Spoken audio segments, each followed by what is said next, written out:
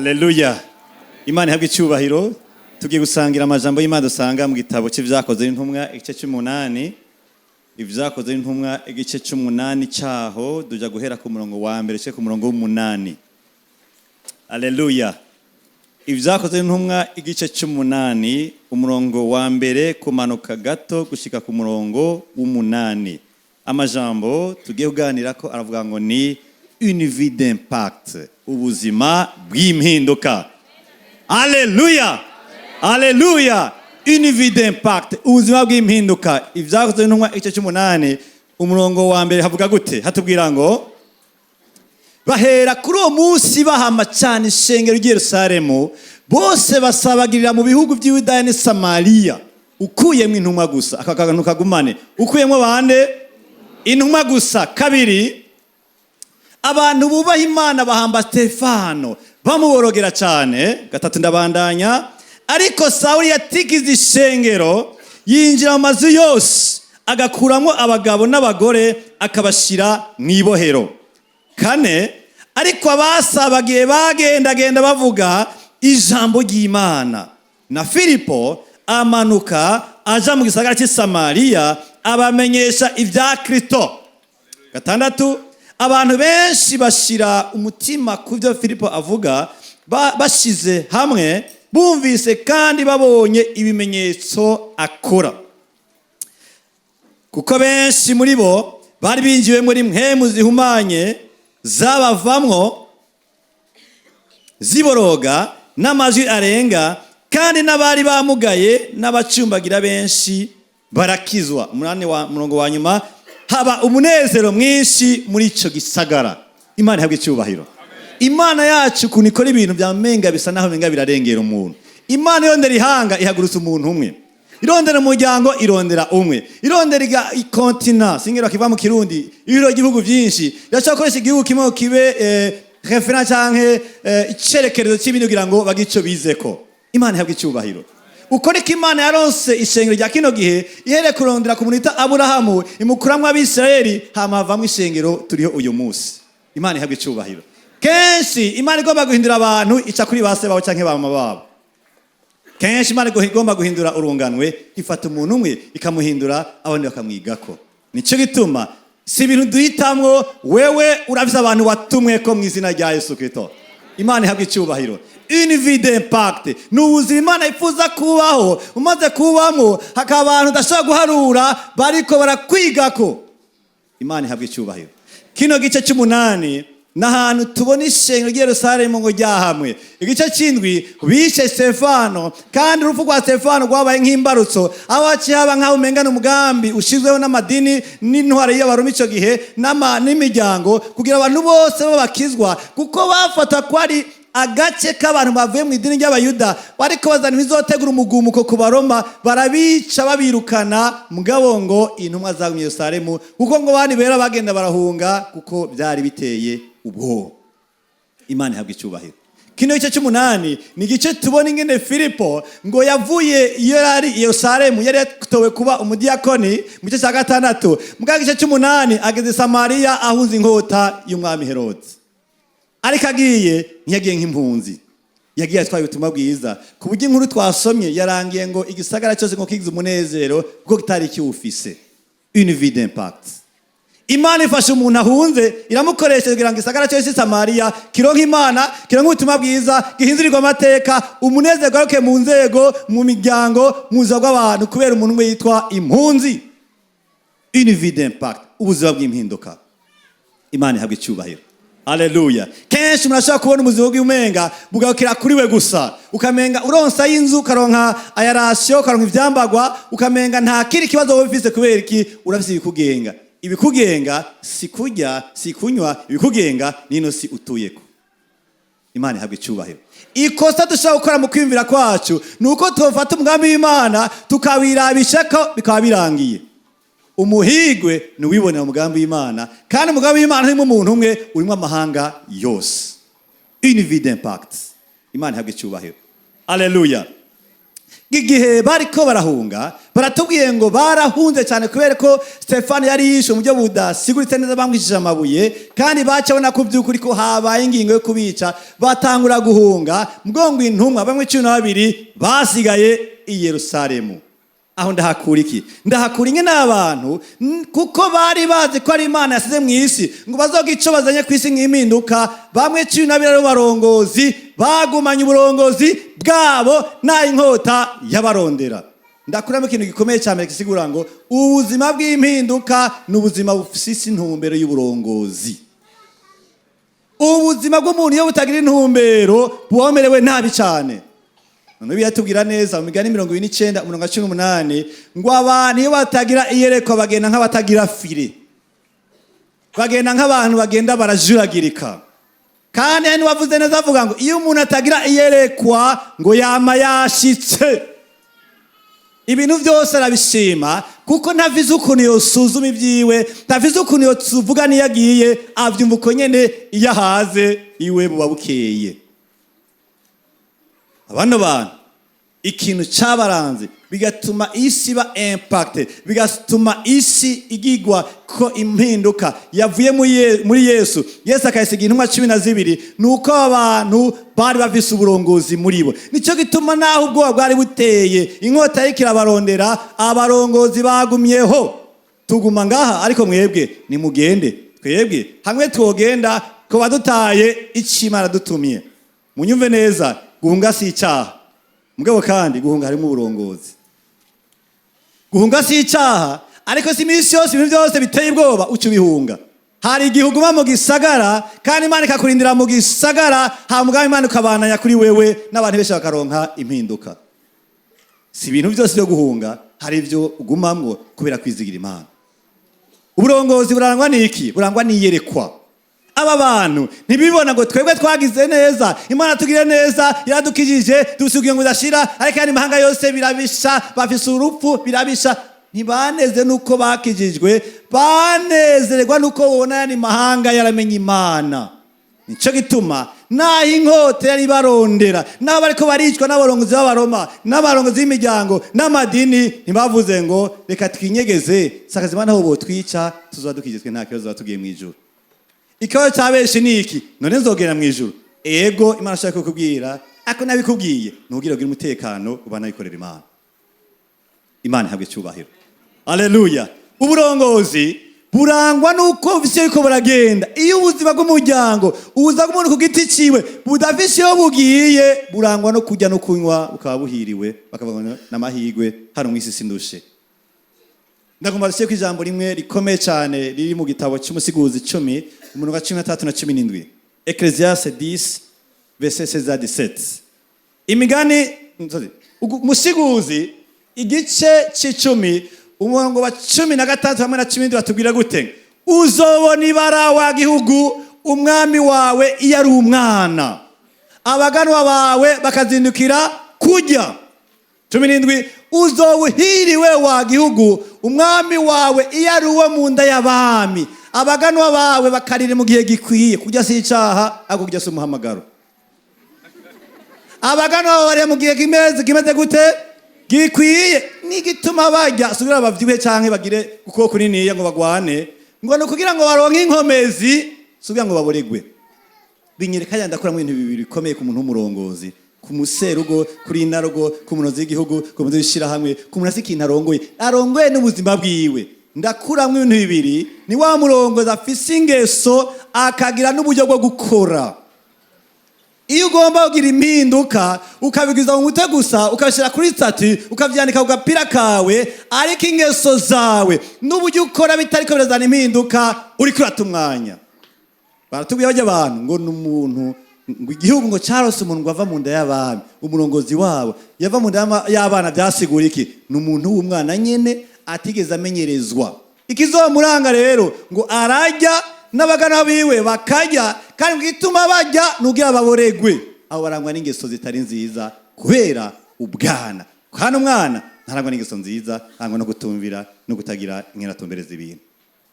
Ariko batubwiye ngo hari igihugu hiriwe.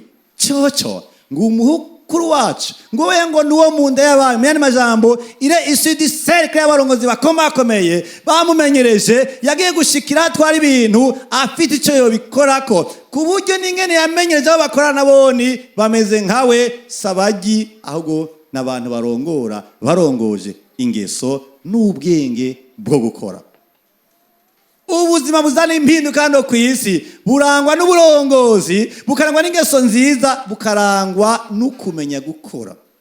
Bibiliya yatubwira muri Zaburi 78 umurongo wa 70 gushaka kwindura kabiri ko Imana ngo yafashe Dawidi ngo imukura kuragira intama, ngo imukura muzosa, ngo ikiramuzana, ngo imushira kuragira ubwoko bw'Imana, ngo abayakobo n'abayisirayeli, ngo aca barongoza ubwenge bwiwe n'umutima utunganye. Imana ihabwa icyubahiro. Haleluya. Ubuzima bwawe burakwiye gushira ku gicaniro cy'Imana, aho Imana ikwereka iyo ugiye, aho Imana ikwereka ingeso zaho zigwaye, aho Imana ikwereka uburyo ukora ko atari bwo, ugakosora, ukagicuma ari umuryango, ukagicuma ari ishiramwe cyangwa igihugu, kuko wewe ntiwaje kujya, ntiwaje kunywa, waje kurongora hano ku isi. Une vie d'impact n'umuntu afise yerekwa, n'umuntu afise ingeso nziza zitunganye, n'umuntu afise uburyo ariko arakora ibintu ku buryo Imana ariyo gati ndikora bikora biciye mu rya muntu. Imana ihabwa icyubahiro. Haleluya. Aba bantu bavuga ati nivyo bimeze nabi, mugabo kandi turazi kwishenga ariko baravuka mu bisagara bitandukanye byo muri Israeli no muri Afrika byashitseyo, ni Buraya no muri Aziya. None niyo twahunga tuzawutaye ikirindiro. Mu ntambara hari ikirindiro wemera gupfira ko akugita ngo rukambye, kuko ico kirindiro gitaye kaba kabaye n'intambara birangiye. Aba bantu bari bapfa kandi mu nyuma baranapfuye, baranishwe, mugabo bapfuye ishenga rimaze kugira umusima mu burongozi, ubutumwa bwiza bamaze kumenyekana, ivyizego bimaze kumenyekana, bapfuye mu gihe gikwiye, ariko mu 12 ntibahunze, bari bafite umutima w'uburongozi. Imana ihabwe icyubahiro. Ntumbwire ngo nta decret uraronka, ntumbwire ngo nta promotion interne uraronka nawe yihawe nk'isezerano, ntumbwire ngo uracyafite imyaka mike, ntumbwire ngo nta n'ikintu cyitwa uburongozi bw'ijambo urirongoye bwa mbere na mbere. Kandi uzorongorwa, kandi abisa ahantu mugendera urafise ukuntu ushaka gutumbereza ibintu, hagira ikintu umuntu agukuyeko. Imana ihabwe icyubahiro. Ikibazo ni cyakindi, hamwe wopfa burira cyangwa bakoma amashi. Nimba borira nuko ari cyo Mariya, ariko nawe hamwe Imana abwira ati wewe raba mu kazi hari igihe bita ngo lettre de motivation, ugomba gusaba akazi, twemeza igituma we twoguha.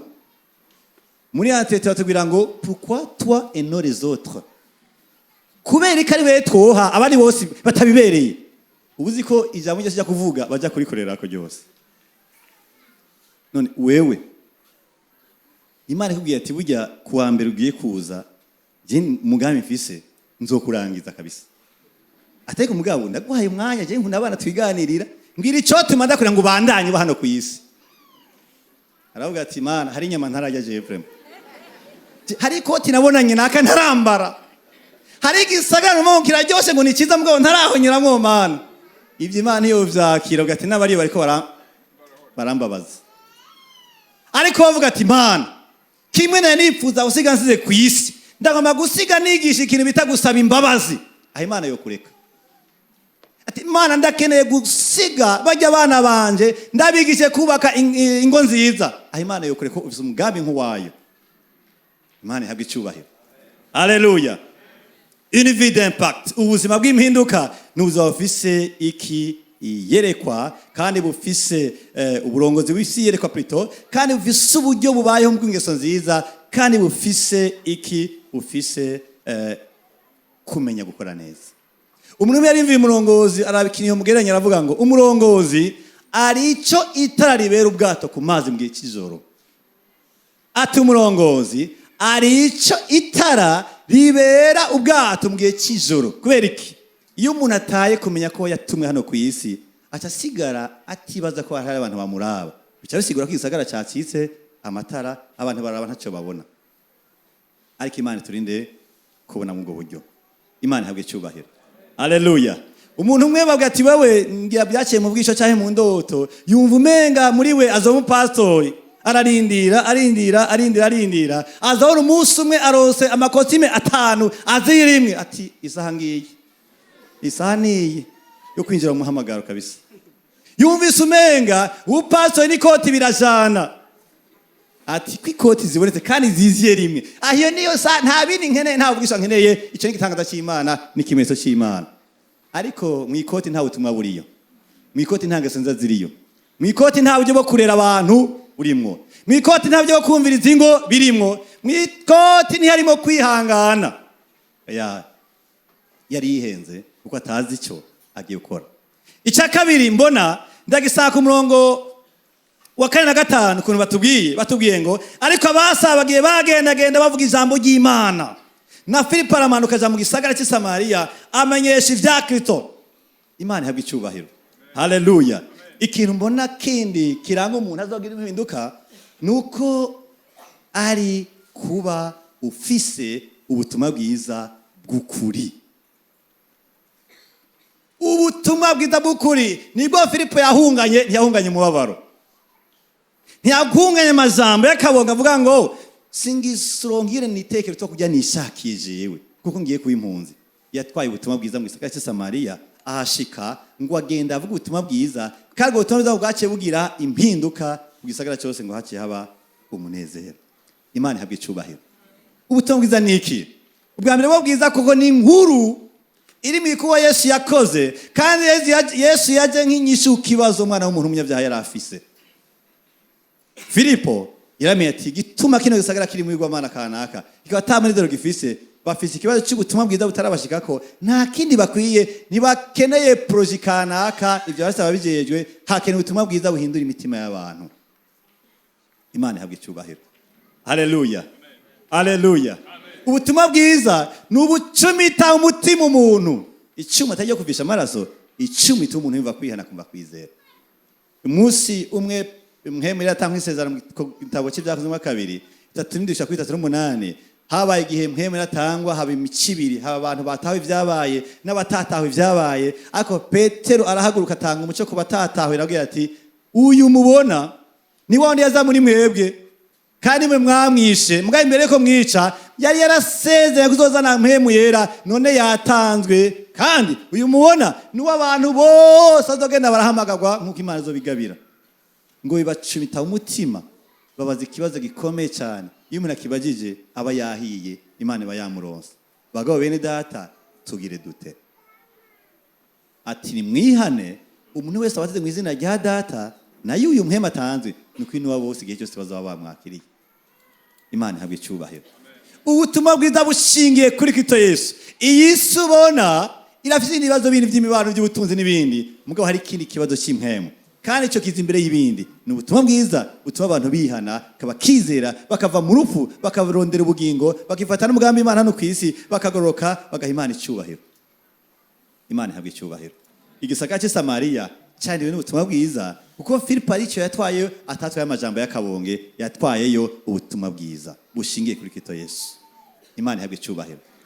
Paulo arasezesha mu Efeso yumva neza ko yemeza ko intambwe ageze ku muhamagaro ariko tumbera i Roma yumva neza yuko atazonagaruka arabeganya batuma karabarongozi benshi baragana amasata ari make abwijamba ati nasinzi ntahe mu Bayuda no mu Bagiriki y'ukwihana n'ukwizera bikorerwa mu izina rya Yesu. Ntiyarabye atabagiriki n'abanyabwenge reka ndazari ibintu bya academy by'ubwenge cyane. Ati mbwa Bayuda n'abanyempemu reka cemba muri mpemu ndi muri bo. Yabahaye ubutumwa bumwe kuko Kristo ari umwe ku mahanga yose. Ihinduka riva mu butumwa bwiza. Imana ihabwe icyubahiro. Haleluya. Ubwo butumwa buratwereka n'ivyingi ngene bimeze. Buratwereka n'imigendere yacu n'abantu ingene bimeze. Buratwereka ingene ingo zubakwa, ingene igihugu gitwagwa. Nta hantu na hamwe ubutumwa bwiza budashika. Buratwereka nk'umuntu w'Imana inyifato wokoresha mu kwigenza hano ku isi. Utaravye imyaka, utaravye akazi, utaravye umuco uvukamwo, wewe ubutumwa bwiza burakuvuga ko mu izina rya Yesu. Amen. Imana ihabwe icyubahiro. Bugire umutima rero. Bugushikemo. Wifatanye nabwo uguhindure hamuhindurisha abandi. Uzoguhindura abantu kubera ijambo ry'Imana ryaguse mu mutima kandi ryaguhinduye ukaburizi ukariha abandi nabo ukabaha umwanya rikabahindura. Imana ihabwe icyubahiro. Uyu muntu akigenda ari wenyene byari bigoye ko hari n'umuntu yomenya ko ari ikintu kizobandanya nawe, kuko yarasanze ariko arakora ibikorwa cy'ubudiyakoni, agabura ingaburo z'abapfakazi hamwe n'imfubyi i Yerusalemu. Mugabo amaze kuba guhunga, yatumbereye i Samariya, ariko yagiye nk'impunzi, mugabo afise ikintu cyitwa igihambaye kurisha byose, cyitwa ubutumwa bwiza. Wopfa umugirira ibindi bibazo bindi, ntiwihende ku butumwa bwiza wizera. Wopfa umugirira ibintu bimwe utaramenya, mugabo ibyo ukabimenya. Wopfa usanga umenga urafise ibibazo by'ubukene, mugabo ufise ubutumwa bwiza bwo kuri mutima wawe. Uyu muntu i Samariya hashyitsweko n'ubutumwa buri mu mpunzi yitwa Filipo. Imana ihabwa icyubahiro. Kino gihe benshi barabuvanze n'icubaro cyabo, barabuvanga n'amaronko yabo, barabuvanga n'ibikomere byabo, bituma buba nk'ubuyi ushize mu isukari n'umunyu. Isukari irakenewe, umunyu urakenewe, mugabo bihuriye hamwe bizana icyo udashaka. Iyi Mana ubona wumva abantu ntibayanse, babwiye uko utariko. Imana wumva ntibayanse, bayisigaye bayizi uko utariko, kuko bababwiye iyo Mana bayivanze n'ibikomere byabo, bayivanga n'amaronko yabo, bayivanga n'ibyubahiro byabo. Imana sigara umenga barayifashonye. Dieu n'est pas façonné. Imana ntibumbwa. Imana yafise ukuri, n'urukundo n'uguruka bihuriye hamwe. Imana ihabwa icyubahiro. Haleluya. Urakwiye kwicara ukimva icyo wizera, ukimva icyo uganiza abantu, ukimvira ko ibyo uvuga atari wewe wivuga, cyangwa utavuga Yesu Kristo wewe nyene. Ubutumwa bukuri ukebwitondera bushingiye kuri Kristo n'igikorwa yakoze ku musaraba. Kandi amahanga yose abiza n'abagiriki nico bakeneye, nico abantu bakeneye, cyo kibarondera kandi kikabaronka iyo cyashikirijwe nkuko kimeze. I Samariya hafajwe n'ubutumwa bwiza bwa Filipo kandi ari impunzi. Benshi turasi kibazo, mwana wanje azokizwa ryari, mugabo wanje azokizwa ryari? Tumvise intahe. Nta kindi gihindura abantu, n'ubutumwa bushikirijwe neza. Niyo bwanza muri jewe, ntabwiga nkati icyo nizera niki, kandi sivyo gusa nico mbayemo, sivyo gusa ndagishikije umuntu. Uyo mugabo wanje vyagiye biragora, uwo mugore wanje vyagiye biragora, nikibazo cy'umwanya, ariko ubundi azoza mu izina rya Yesu. Ikibazo ngiki, ubutumwa tuvuga nivyo tubamwo tofauti, biratandukanye. Bigasigara abantu bibaza, none numva ivyo uvuga canke ndabe ivyo ukora. Abane kwigyoreza cyangwa ngo urabe ivyo mvuga nturabe, ntumvize ivyo nkora. Ariko ije nikosa ridasanzwe. Icerekezo cy'ubutumwa n'icerekezo cy'ingeso zitakuba bifise ahantu biraba hamwe, kandi bifise kuva kuri Imana yonyine ubwayo. Imana ihabwa icyubahiro. Bugire umutima hindurwa nabwo, koresha bwo kugira ngo uhindure ubuzima bwawe, uhindura abandi. Imana ihabwa icyubahiro. Haleluya. Icya gatatu gikomeye cyane ndagisanga muri ico gice nyene ku murongo wa 6 gushika ku murongo 8. Batubwiye ngo abantu benshi bashira umutima ku byo Filipo avuga, bashize hamwe bumvise kandi babonye ibimenyetso akora, kuko benshi muri bo bari binjiwe muri mpemu zihumanye zabavamwo ziboroga n'amajwi arenga, kandi n'abari bamugaye n'abacumbagira benshi barakizwa. Inkuru ikivuga irangiza icyo gice ivuga ngo haba umunezero mwinshi hehe mu gisagara kubera impunzi yabagendeye. Ikintu cya gatatu kiranga ubuzima bw'impinduka ni ugukora kwa mpemu bw'umuntu. Imana ihabwa icyubahiro. Umwe yavuze ngo itandukano ry'amadini yose nuko Christianism, idini ry'ubukristo rifise nde mpemu. Imana ihabwa icyubahiro. Ibakwe ufise mu kubaho kwawe kwa misi yose, ibakwe ufise mu kwigenza hano ku isi, ibakwe ufise mu gukora ibintu, nuko Imana yahisemo kuza kwa muri wewe, mpema akaba ari muri wewe, kuko yo nibakwe ridasanzwe. Yesu gihe yasezera mpemu yavuze ijambo rikomeye ngo sinzobasiga nk'imfuvyi. Kuko mu yandi majambo bisa nkaho umuntu adafise mpemu ari nk'imfuvyi, kuko adafise ikimuba hafi. Imana ihabwe icyubahiro. Haleluya. Filipo Imana ibana nawe, ibimuga biramuguruka, abacumbagira barakizwa, abarimwa n'abadayimoni barakira. Abantu babyitegereje kuko bamurumvise amajambo yiwe, baca ngo barizera. Aha rero tuhumvikana, si ubutumwa bwiza, si bitangaza, kuko n'abapfumu barabikora. Hari n'ababihaye kubikora bitumwe n'impemu mbi zindi, saho niko ndavuga. ubutumwa bwiza si butangurana na message n'ijambo rivuga ku Mana n'icyo yakoze muri Yesu Kristo. Mugabo kandi hari abanyamahanga, hari abari kure y'Imana kubera ko bimvira n'ingene ubwiye bwabo bukoze, bashobora kugira ahantu begereje kwimvira kuri ya Mana kubera icyo babonye. Rero urakeneye mpemu mu kubaho kwawe kwa misi yose.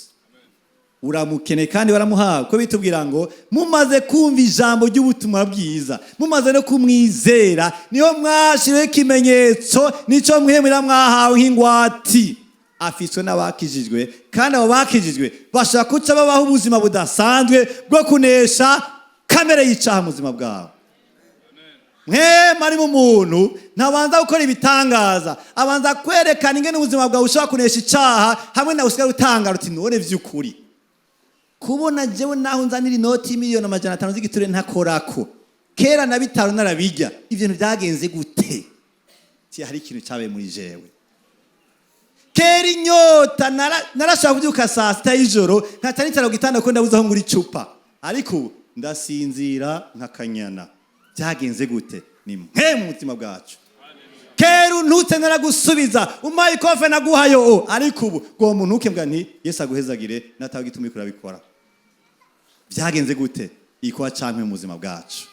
Mwemi kinaguha si bitangaza, mwemi kinaguha aguha kunesha kamere y'icaha. Nico gituma hari imvuga bakizwa ntagomba ko tubandanye ivuga ngo erega turi abantu twambaye umubiri.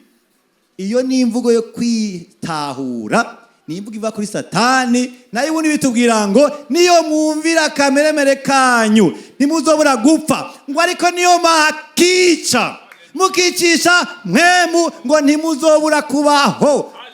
Kamera barayica bayicisha mwemu. Aho ni umuntu akubonye avuga ngo ndabonye umuntu byahindutse, nanje byoshoboka.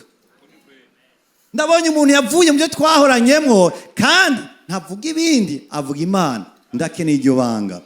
Bakwegera ati nukuri ni mwema ari muri jewe. Imana ihabwe icyubahiro.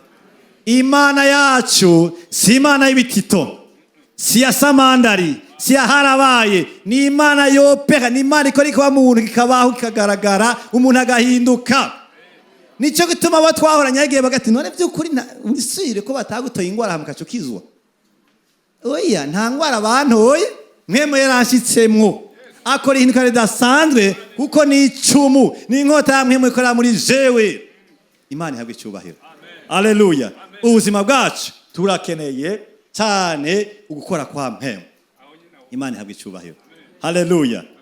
Petero ariko arashinga intaye ko Yesu yaje mu Bisirayeli igihe cy'umusapane ngo tavuga ati uyo mubona ngo Imana yakoranye nawe ibimenyetso n'ibitangaza byinshi. Babanza bamenye ko ari Imana ishoboye cyane gose. Imana ihabwe icyubahiro. Igihe kimwe mu gitabo cyakoze mu gice cya 4 abantu barongoye abaroma, barongoye abisirayeli, amadini n'imiryango baje hamwe bagira inama ati dutume ko za ntumwa. Baradutuma ko ati turababujije ntimusubire kuvuga ubutumwa bwiza mu izina ry'uwo Yesu. Nabati mu bitomore neza tububahe kuko tukubaha Imana. Babona mbwa bati byose urakambye. Inama y'abantu batatu bafise ubutegetsi ngaha kwisi ikoranye, igihugu, imiryango, amadini, bose bakora inama badutumye bagiye batuze kuvuga ubutumwa bwiza mu izina rya Yesu. Kari kabaye muri make bavanye ikintu bakoze ngiki sengesho bavuze ngo ukirambuye ko kwawe mwami kw'inkomezi udwe ubushizi bw'amango kuvuga ubutumwa bwiza.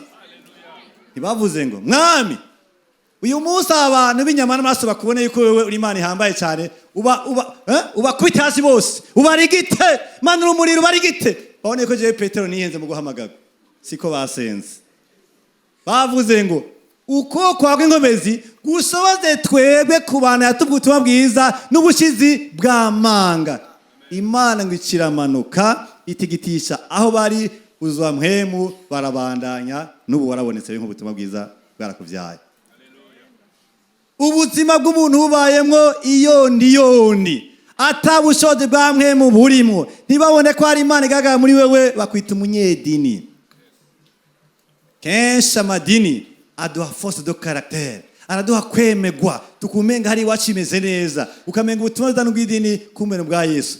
Idini riguha amanyama ariko mwemu agwa koroha no kunesha icyaha. idini riguha amanyama, riguha kwerekana ko hari iwanyu ari sava. Chez nous ça ne va pas. Gusa nturi éclairé. Ariko chez le Saint-Esprit ça va. Muri mwemu biragendeka, birabaho ko mwemu areka akora kidasanzwe ubuzima bwacu. Imana ihabwe cyubahiro. Haleluya. Ubuzima bwacu dufise mwemu turashobora icyo tumara imiryango yacu. Bazodutuka tubahezagire, bazotwiminga tubaye dukora ibikorwa mu miryango. Aho ndavuga nk'abana batunze mu miryango, abagabo bacu canke abagore bacu badufata batubwira amajambo atariyo, badusuzuguze. Ariko dufise mwemu ntizoca dukora ibisuzuguzi y'Imana yacu, tuzokwihangana mu nyuma avuge ngo uyu muntu wanje nje ndamurenganya vraiment n'ubundi arakijije kubera mwemu yakoze ikago idasanzwe. Imana ihabwe cyubahiro. Haleluya. Ubuzima bwawe urakeneye ikwa cya mwemu. Ikibazo mwemu bamwe bamufata kumenga n'umuyaga uje baca kuri mwe rimwe. Umenga ni ikintu kiraza rimwe kimanuka ku ishengero. Cyane ko nazandi butubwira ngo mwemu manuka umenga nagasizi makaza karaza rimwe. Umenga nagaca kaza gutora umusi ngo. Mwemu ni Imana mu muntu. N'ubucuti, n'uburyo bwo kugororoka, n'uburyo bwo gukora. Ni Imana ubwayo itagabanije iri mutima w'umuntu. Si umuyaga, si inkomezi gusa, ni Imana si inkomezi. Nico gituma iyo ugira ukora icyaha uravyumva. Haya ntiyakeneye umuyaga, akeneye ikigiwe. Imana ihabwe icyubahiro. Iyo ugira utukana nukeneye umuyaga, ukeneye impanuro iva kuri ko wewe afise le dépôt des écritures yose afise muri we. Arazi icyo ashaka, umviriza rero. Nukeneye umuyaga, ukeneye Imana ubwayo. Imana ihabwe icyubahiro. Haleluya. Ariko naho biruko hari igihe n'Imana ishingwe ntahe n'ubushozi bwagaragaye hejuru y'imhemu mbi. Abantu benshi barakije nuko amadayimoni yagiye atera abakozi babo. Ati Imana yafashije umubone wanje kamukiza, Imana yafashije umugore wanje kamukiza, igafata y'umugabo wanje kamukiza, igafata y'amuramu wanje ikamukiza. Nibyo nabona dayimoni yamukozeko. Iyo Mana irabaho gusanze ibazotunganya imyaka. Hari abantu bakiza mu ibanga murabizi. Hari undi muntu banganya imyaka ati duhure kuri jardin. Mbarira musanzwe ibintu by'abakizwa bimeze gute hajya abayahiye abakiri ko ayibwiyo no banganya imyaka. Ariko ntacyo nico kituma tutereze nehasho tumenye Imana. Hari abatozozi wanje bazozi wawe mugabi kibi canka kaga nuko gusanga na vide spirituelle bagasanga atawe tumufise atari ingeso nziza ufise, aho zo bari kaga uzo kubateza ikibazo mugambi bw'Imana. Abatama n'abatamakazi barondera ubutumwa bwiza bagororoke. Haleluya. Hama mwema akore muri bo nta numwe azobura wabwira, nta numwe azobwira n'umubwira. Imana ihabwe cyubahiro. Filipo rero Imana ibana nawe, iyi mugabo iramuguruka, hama ngo bavyitegereje ngo barizera, isagara kirahinduka, ha umunezero udasanzwe kubera impunzi yitwa Filipo yagiye i Samariya. Imana ihabwe cyubahiro. Haleluya. Tugire tete kabere data, tugire tuti narahamagawe kugira icyo mpindiye mu buzima bwanje. Narahamagawe kugira icyo mpindiye mu gihugu. Narahamagawe kugira icyo mpindiye mu muryango wanje. Narahamagawe kubo mfise kubasha kubera amategeko. Nabahamagawe mu bo mfise kubasha ko tunganya generation yanje. Abo bose hari ibintu bitatu nsabwa. Nteza kugira ubuzima bw'uburongozi kuri bo. Vuruwa rupa urabarongoye kandi ubarongoza itegeko bamwe ubarongoza ko ufise yerekwa muri bake ni guhuza n'Imana kucishaka ahantu kanaka ceke umuntu kanaka. Ni kumenya intumbero Imana se ku bantu ubuhuje niyerekwa Imana bafise. Iryo yerekwa rero nirangwe nuko ufise ingeso nziza, rirangwe nuko urikoreramwo neza. Tu dois faire preuve d'un bon savoir-faire. Haleluya. Nihinduka ridasanzwe ku buzima bwabo muri kumwe. Icyaka bitwabonye nuko by'ukuri ubuzima bwawe bukwiye kuba bufise l'evangile au complet. Ubutumwa bwiza bw'ukuri butavanze n'ikibero cyawe, butavanze n'amaronko yawe, butavanze n'ibikomere byawe, butavanze n'ibyo wabonye kanaka, uvanze n'iko cyahise ku musaraba kugira abayuda biyumve, abagiki biyumve bakizwe n'ubutumwa bwiza. Icya gatatu nuko ukwiye kurondera Imana muri mpemu, ukimeza gusenga, ukimeza ijambo ry'Imana, ukemera Imana igakora nawe mu buryo budasanzwe, kandi ndazi ko Imana izogenda ikora ibidasanzwe mu buzima bwawe. Yesu afezage cyane gose. Ndabasabe tuzaguruke dusenge turangiza. Haleluya. Abikenya nturi kumwe. Ako turashaka kumwe kuba kumwe uhinduye ivyumviro. ababona ko hari abarongozi bahamagawe nibo bafise kwimva mwene izo nyigisho. Oya, wewe nyene warahamagawe guhindura ubuzima bwawe bw'umuryango nta n'ose ugendera. Urasodoza ibiganza byawe. Timana guhaye cyubara ko hari bakwe nagiriye kuba muri wewe. Huko Isirayeli yatumwe ku mahanga, niko nanjye natumwe ku rungano rwanje. Niko nanjye natumwe ku gihugu canje. Niko nanjye natumwe ku muryango wanje. Uti ndasavye ubuntu bwo kuguruka amaso.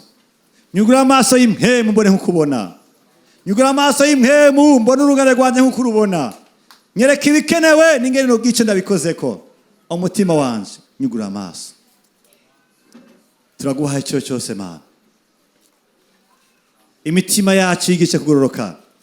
Imitima yacu yagurire. Imitima yacu ihe Mwami kugira ubutumwa bw'ukuri. Que l'évangile soit au complet imitima yacu. Uduhezagire. Udukomeze Mwami. Abafise ingo bashikana imbere y'Imana musengera ingo zanyu. Kumure muri baziti mbega Imana izohindura abana banje ryari. Imana izohindura umugabo wanje cyangwa umugore wanje ryari. Senga Imana nyugura amaso kukuno kwigenza. Nyugura amaso kukuno bwira ubutumwa bwiza. Nyugura amaso Mwami ukuntu hari impano n'ingabe zikuzo bwanje ndazikoreremo. Utima kajyo ko gagara muri mpemu kugira ngo Mwami vyemeza abandi ko Imana ikora. Icakamere mu buzima bwawe. Kuko ari Imana yacu yifuza kuganza hejuru ya kamere y'icyaha. Ndaguha icyo cyose Imana yo mu ijuru. Ndakwese wese ariko arasenga. Ndakwese imitima ikirakurira ivuga ngo turakeneye gukoreshwa mu buryo budasanzwe kugira ngo isi ihinduke. Mwami Imana uduhezagire kandi udukomeze ku biciro cyawe Mana.